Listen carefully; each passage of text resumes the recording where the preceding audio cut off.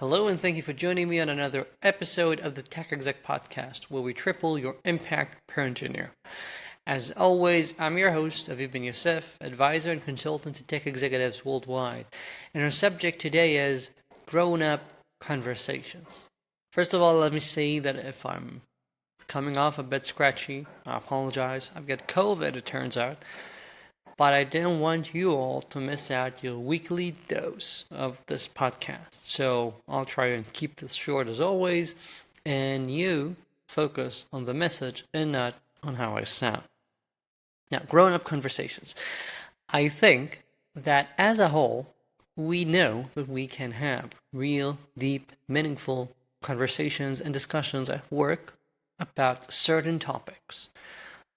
For example, your team can probably spend 3 days discussing how it should structure its code, debating whether to use this new programming language or that, the benefits of that framework over the other one. Those are the types of discussions that we seem to have a real good grasp on. My beef is that we seem to just leave it at that and miss out on what it really takes to deliver real growth, to deliver real feedback, and create a culture that evolves positively with time. What am I talking about? So I often tell my clients, whenever they talk to me about something, this is bumming me out. I don't like how we do our hiring process. I feel like there's not enough urgency with those people. Whatever it is that's not entirely technical, usually what I say is, let's talk about it. You should talk about it as a team. Whatever is going on in your head is not likely to be communicated to others unless you communicate it. Things are not likely to spontaneously improve. You have to do something about it once you notice an issue. If it's an issue that's important enough to warrant your attention, then actually do something. What do we want to be as a team? What's the culture we want? What's the etiquette for meetings, for example? Or what do we do when we realize that we're facing deadlines that don't make any sense? Or when we want to suggest some changes to a roadmap and we don't know how to do it? Whatever. Good, meaningful discussions that should take place, and we don't do it. And you know why? When I tell people to do it, a lot of the times I get something like, I don't think that's going to work, or my team is too cynical, and we just have learned to give up. We do not expect to be able to have real, meaningful conversations with people at work nowadays, because we don't want to come off as, that corporate boss that comes up with company values that no one cares about, or because we have someone or even a few people on the team who are constantly being cynical and shoot things down and have witty remarks about everything. But the point is, you do not have to accept this. You have agency here, and you can change how discussions take hold. Because I do believe we can have grown-up conversations in the company. We just need to set a bar for it. So, to make this actionable, I want you to first accept the fact that if there is anything in your company that you want to change, it has to involve more than a single person if it's not something that's very, very, very tactical. And to get that, we have to communicate properly with our team. If you just put your hands up whenever it comes to that point, you'll never make anything grand happen. To get there, to have those meaningful discussions, you need to work on several things. Number one, you have to ensure that people understand what a discussion or a conversation means.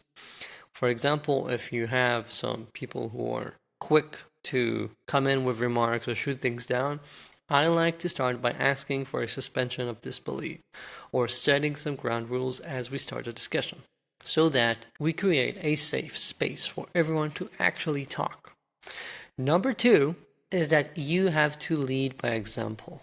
And even better if you can get some allies in the room, people you talk to beforehand, so they are also in on it with you. They're going to help you. They're going to take the lead as well, so you get to a better discussion, at least at the start. This is like you kicking off the discussion. Once you have a few people participating, it is easier for others to follow suit. And lastly, realize that sometimes we have to do some prep work. When you're talking, you're not likely to do a lot of thinking. This applies to everyone. I mean, even me right now, I'm not thinking. I already thought about this beforehand, right? If you need real thinking, not just knowledge sharing, not just informing people of stuff, but you want to have a discussion, a conversation where several opinions are going to be voiced, where people are going to actually change how they think during the conversation, you have to let them time to think. And this is twofold. First of all, it is very beneficial to ensure that they have time to prepare beforehand. This is another step, by the way, of treating these conversations as adults. We look at the conversation as something that's so important that we actually prepare for it. We have prep material, we have some thinking time ahead of time. You know, they say that in Amazon, some of the discussions actually start with 15 or 20 minutes of silence where people sit down and read the prep work together and only then start talking about it. You can do it that way, you can set it ahead of time, whatever works for you.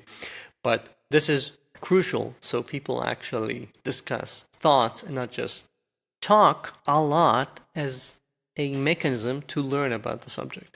We want them to first learn and then discuss. Second, sometimes you need to allow some more thinking time in between. So you have the prep work, you have a discussion where you start addressing the different options that you have or voicing some questions and having people talk about it.